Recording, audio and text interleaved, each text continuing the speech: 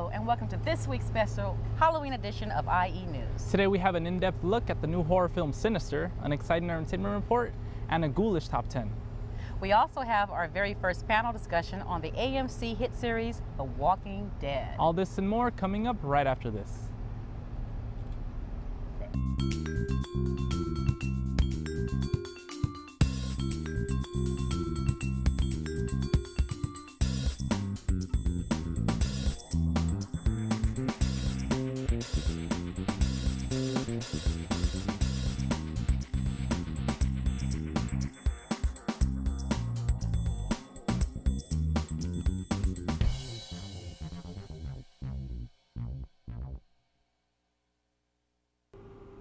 Leaders from LBUSD, LBCC, and Cal State University warned that all three institutions face crippling cutbacks if Governor Jerry Brown's Proposition 30 fails. Together, the three institutions educate more than 142,000 students and employ 13,000 staff members. If Proposition 30 fails, it will reduce high school sports, eliminate elementary music and visual arts, increase class sizes, and close multiple small schools. Vote yes on 30. A complete listing of all measures that have qualified for the November election will be available at www.sos.california.gov. Here's another reminder that the fall 2013 application filing period for the CSU system has begun. The priority filing deadline will be on November 30th. Applying for transfer after November 30th will likely mean that students will have to wait an extra academic year to transfer, so please do not delay. Online applications for students are available at www.csumentor.edu. Being a notary can mean a bigger income for you. Learn about current legislation and prepare for the State of California exam. You will also be able to register, receive your training certificate, and take the California State exam on Saturday, November 10th at 7:30 a.m.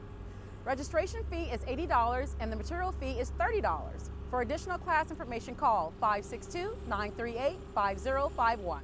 Two graduates of the Goldman Sachs 10,000 Small Business Program are being recognized for accelerating economic growth.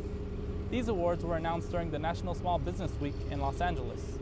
LBCC has graduated over 110 businesses since the program was launched in June 2010. The program is designed to create jobs and assist businesses to grow and expand. For more information, call 866-680-9880. We will be right back with more IE News right after this.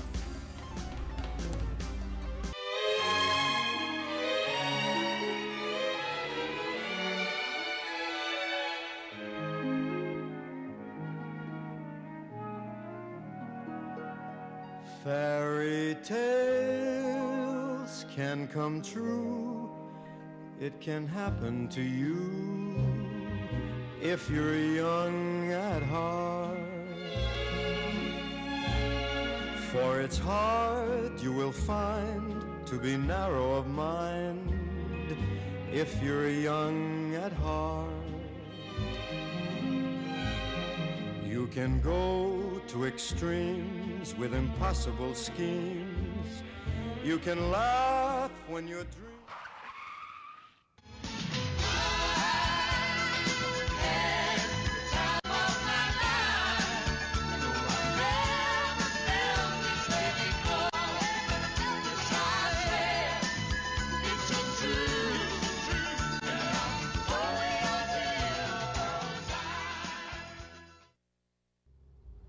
Welcome back. Now let's go to Van Eric Marshall in the radio studio for a Halloween-themed Top 10 Music Countdown.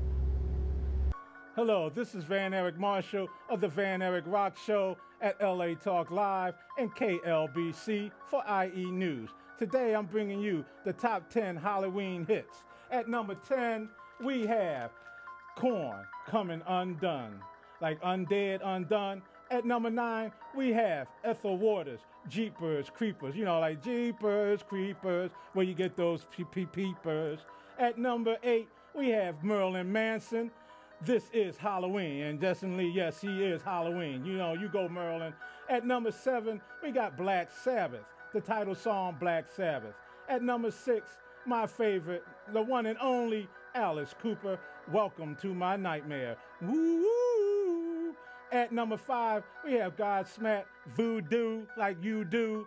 At number 4, we have Rob Zombie, Dracula, blah, blah. At number 3, we have Bobby Boris Pickett and the Crypt Kickers, Monster Mash. You do the mosh, you know. At number 2, we have Ray Parker Jr., Ghostbusters theme song, I Ain't Afraid of No Ghost. And at number 1, yours truly and mine's, Michael Jackson, Thriller. This is Van Eric Marshall of the Van Eric Rock Show for IE News, signing off. Thanks, Van Eric. Now let's head back in the studio with Anna Marie Ramirez, who will give us her take on the highly anticipated horror flick, Sinister. Hello, and welcome to this week's movie review. Sinister is a film from the producer of Paranormal Activity and the writer and director of The Exorcism of Emily Rose.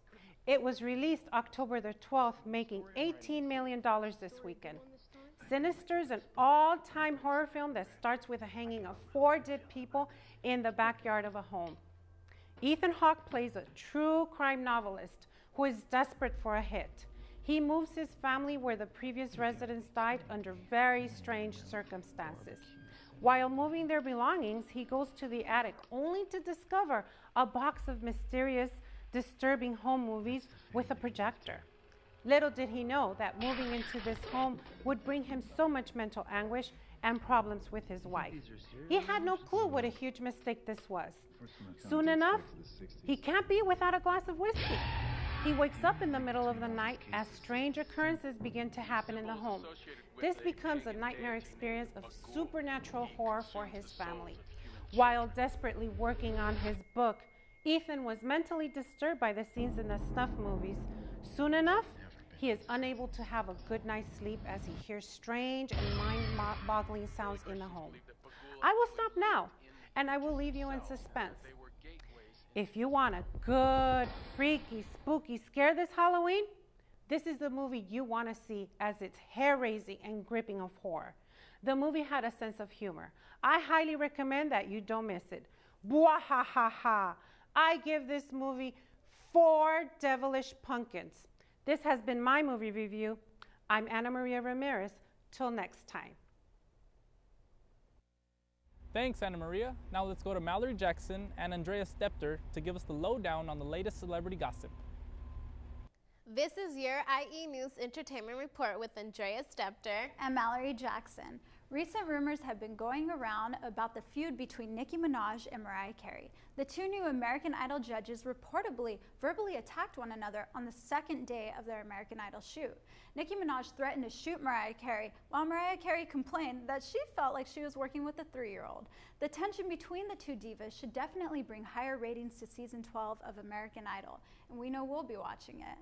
In other Hollywood drama, rapper Kanye West recently expressed his anger on an innocent paparazzi that antagonized Kanye and his love, Kim Kardashian. The camera woman commented on one of Kim's many ex-boyfriends, Reggie Bush, who was dining across the street with his girlfriend / baby mama. Kanye slapped the camera almost out of the woman's hand and stormed off to the Lamborghini while Kim soaked up the moment as she posed for the cameras. In more spooky news, Halloween is right around the corner and Long Beach has many frightfully fun events for the public. The Queen Mary is having scary mazes through the 31st from 7 p.m. until midnight. Check out the Queen Mary's website for additional information and possible discounts on tickets.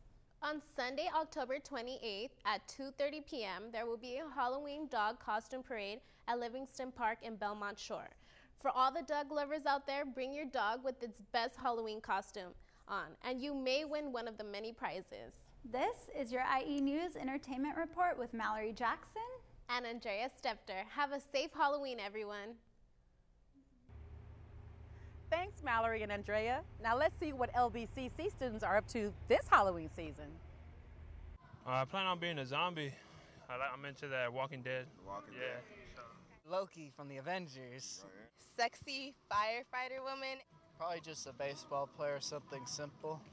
Basically just a captain's hat, eye patch, Hawaiian shirt, some cut jeans, and like some busted chucks. I wanted to do the nurse from Kill Bill. I'm gonna be a rock'em sock'em robot, the blue one. Female Chucky. I'm gonna just paint my face and roam around town. Jake from James Cameron's Avatar. One year, me and my little brother, he's like 2 years younger than me. We were both with Venus and Serena Williams. Me, I don't even know. I'm not going to be anybody. I'm going to try to go to Knott's this Friday, celebrate Halloween there. Probably just go to Kickback or something small, just hang out with some friends. I want to dress up and go do something fun. I'm not going to do anything for Halloween this year because I'm going to be in school all day. We need to have this day off for Halloween or something. Hi guys, I'm gonna go to my godmother Lori's house for trick-or-treating. I got class until like 7 that day, so I'm gonna be like, when I get out, I'm just gonna take my sister trick-or-treating around, probably chill with some friends. I'm going to 3 different parties, so they've got 3 different themes going on. Happy Halloween, LBCC! Woo! Thanks, LBCC. Well, personally, I'm planning on dressing up as the one and only Rick James for Halloween. Now let's head over to a panel discussion about the hit series The Walking Dead. Hello, and welcome to our first edition of the Walking Dead panel discussion. We thought it'd be appropriate to talk about some zombies for our Halloween edition of IE News. So let's introduce some of the faces we have here today. All the way down at the end, we have Fariel Khan, which will be my co-hosts, helping us lead us through today's discussion. And to her left, we have the comic book writer David Nieves, former IE News student. Right next to me is my good friend Donald, who is an avid comic book reader, also a big fan of The Walking Dead. So there will be spoilers, so be careful. Fariel? So I want to start off by talking about the end of Season 2, because we just started Season 3. So a couple of big things happened in Season 2. We have the farm completely being destroyed. We have Andrea leaving and being separated from the group. And we have Shane dying. And I don't know about how you guys felt about it, but I didn't like the way the season ended. Because I felt like Shane's death was such a big thing, because he's such a main character. And then you have kind of nothing happen like it wasn't as important as Shane's death. Yeah, I can see what you're saying from that. But you kind of got to see the story for what it is, and really the people taking you through this story in this world, the most important ones are Rick and Carl. Mm-hmm. So I think ultimately everyone in that world can be expendable to a certain point, but you're right, Shane's death was kind of like the climax. Right. And the season finale really proved to be kind of like the resolution of that specific arc. But I think it did a good job of leading into this season where we have like, we'll obviously get to that, but you have so much of the characters that changed, and they just started off on such a roll right there. Mm-hmm. I thought it was interesting that they didn't kill off Herschel at the end of Season 2 because, the entire season he was all about his farm and his family. I mean, that was his big moral compass thing. Mm-hmm. And the way they destroyed the farm, but they kept Herschel, I thought that was interesting. It was like the captain of the Titanic not going down with the ship. I felt that was kind of weird. I thought he maybe should have died, but I understand he's probably going to serve a pretty big purpose as the Doctor in the new Season 3. Well, somebody's got to deliver the baby, right? Yeah. Which we'll get into that later. Right. So, Farrah, you want to discuss Episode 1? You want to go over Episode 1 with us? Right. So Episode 1, we find the prison, and it kind of flashes back from what everyone is doing at the prison, and Michonne and Andrea, who's sick. I don't understand that. Like, what happened with her? People get sick. I know, but I don't know. Even in movies, people get colds and what's interesting that which we didn't talk about. Obviously there's a big time that passed by from Season 2 to Season 3, so we miss a lot of things, and a lot of these characters changed in their arc. A lot of them are different, especially Carl, and definitely Rick. A lot of these characters are different now. Yeah, well, you kind of have to have that elapse of time, because you have a kid like Carl who's growing up in the show. He's obviously going to change his appearance more so than anyone else. So you got to explain why he looks older in a way, and the time that passed kind of helps with that. It also kind of helps to explain how all of a sudden these characters have this big skill set now, because they've been practicing surviving for so long now that we don't see it and we don't need to see it, but it's happened, so you just have to take it. Right. Drew, you brought up a really good point a little while ago. You were saying that the first 15 minutes of that first episode was kind of silent. And I think they did that because that's their kind of new form of communication, where they don't really need to talk to each other, because zombies are attracted to noise, so they kind of have to communicate through, you go this way, I'll go this way, And I thought that was interesting that they did that, because I didn't understand why they did that in the first place, but then I thought about it, and they don't really have anything to talk about, really. Do you think if they would have had better communication, we would have never had those moments in season 2 where like, why wasn't anybody watching the kid? Oh, yeah, definitely.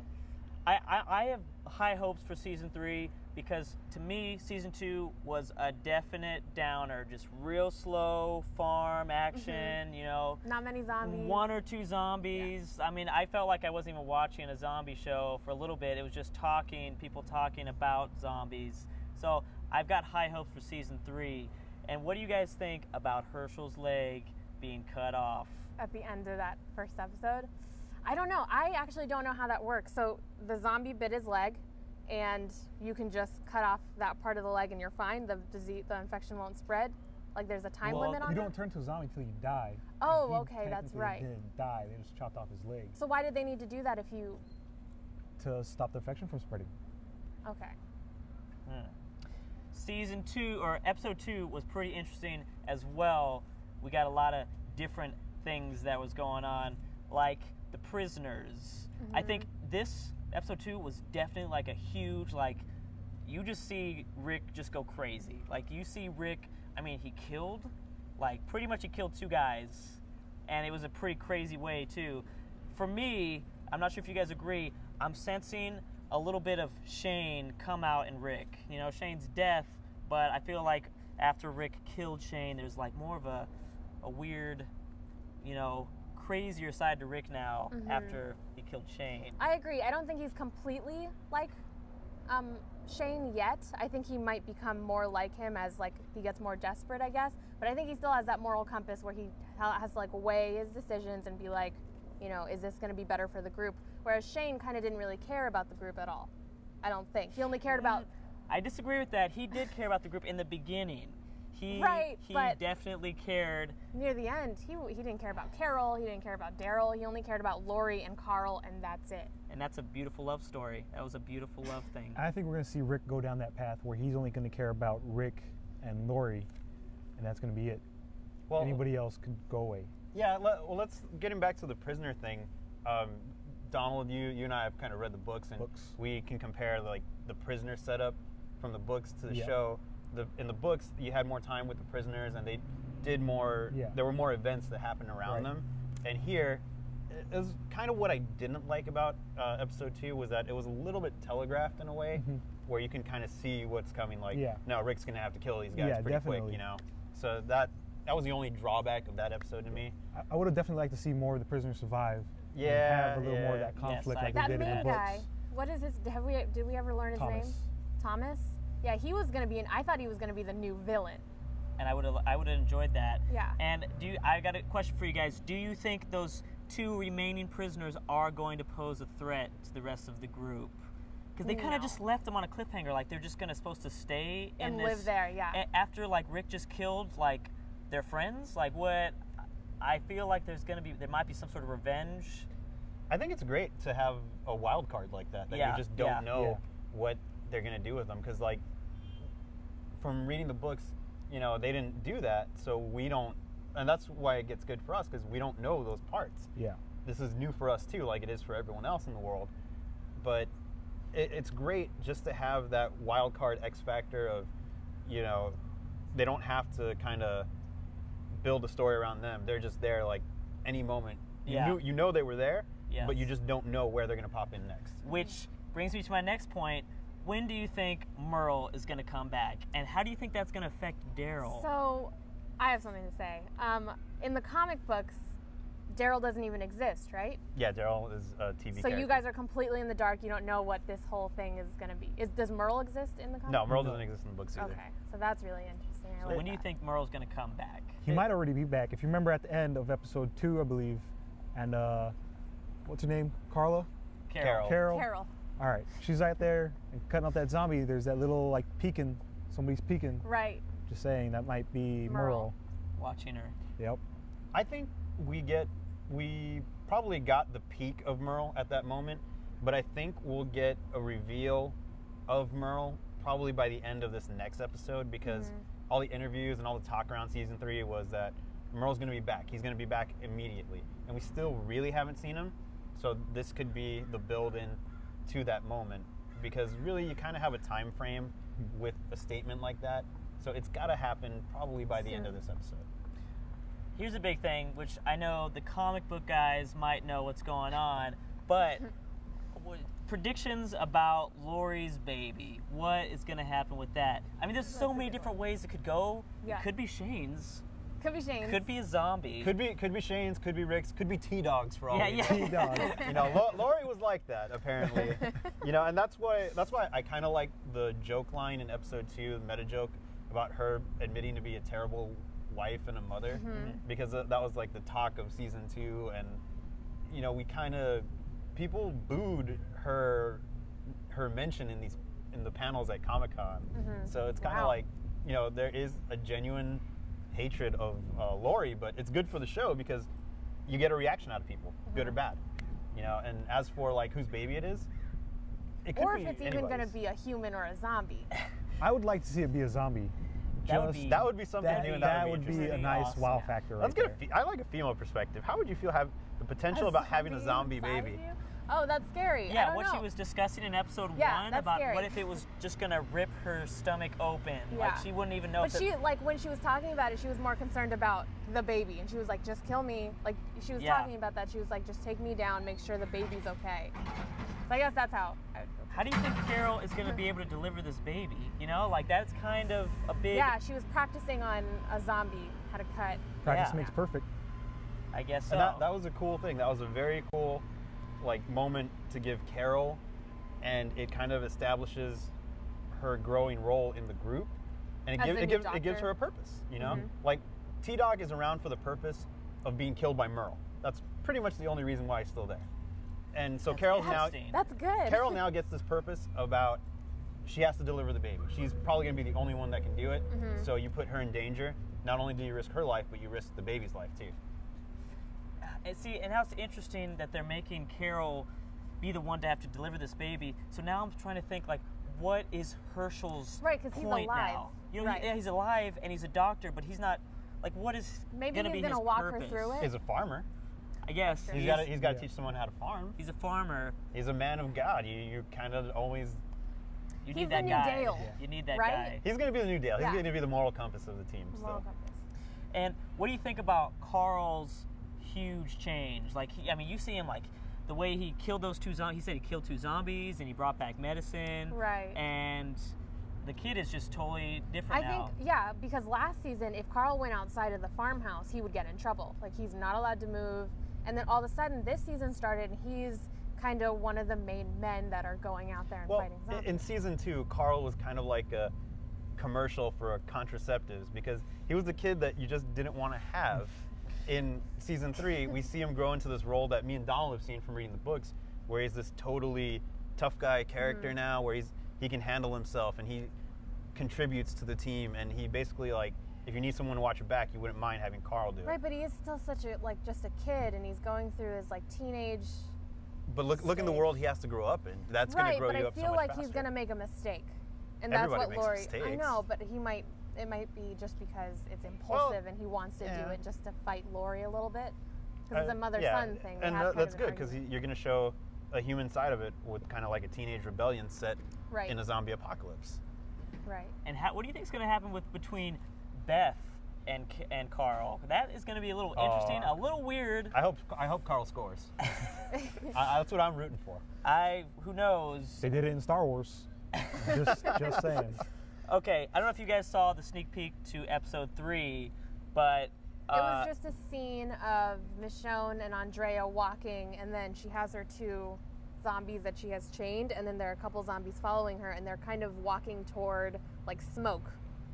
So I don't know. Yeah, that was from the helicopter crash that you kind of see in that preview.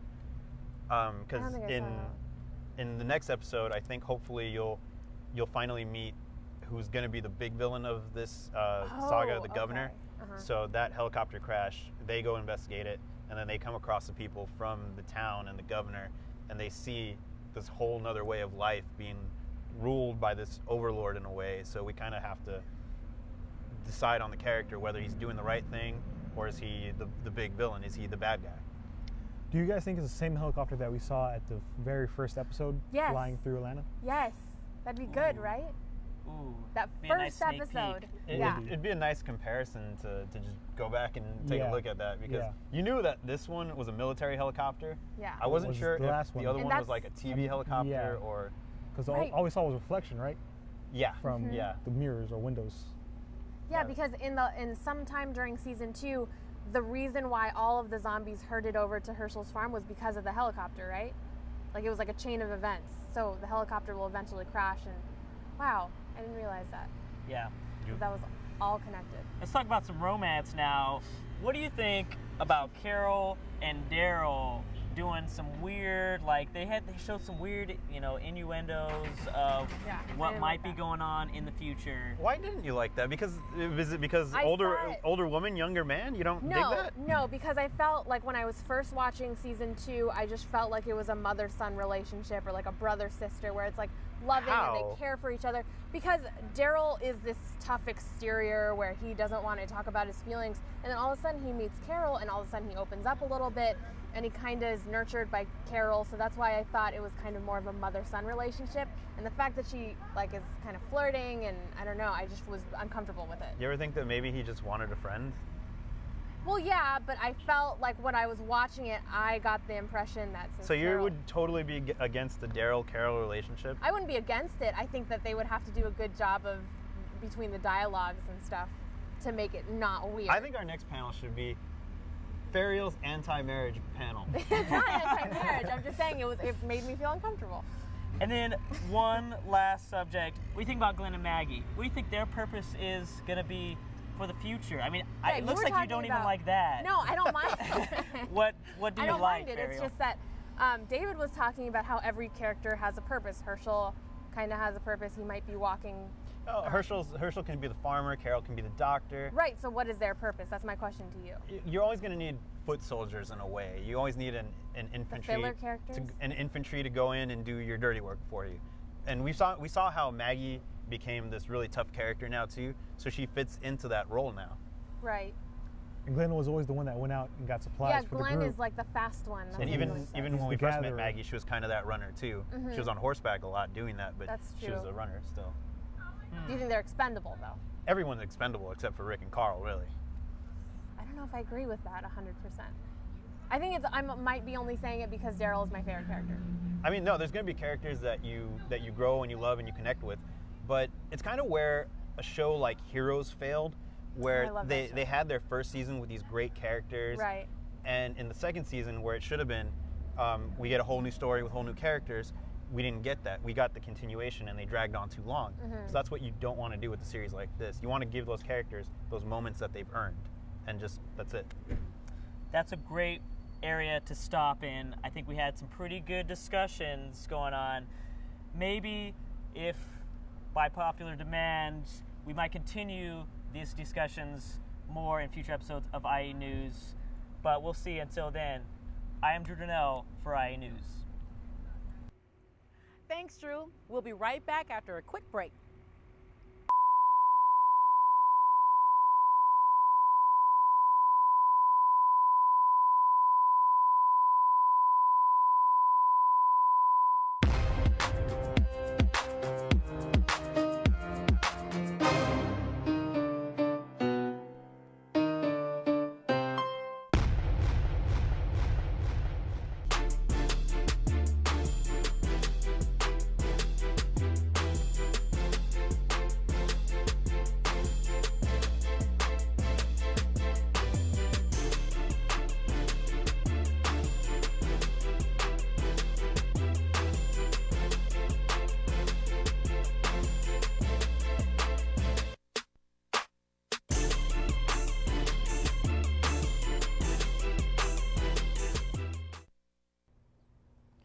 are plenty of opportunities here at Long Beach City College. The Radio and Television Department invites you to join our team. If you're interested in becoming a member of our news team to produce great television, please call us here at 562-938-4892. I am Monica Bundy. And I'm Victor Ulloa. Happy Halloween, and thanks for watching.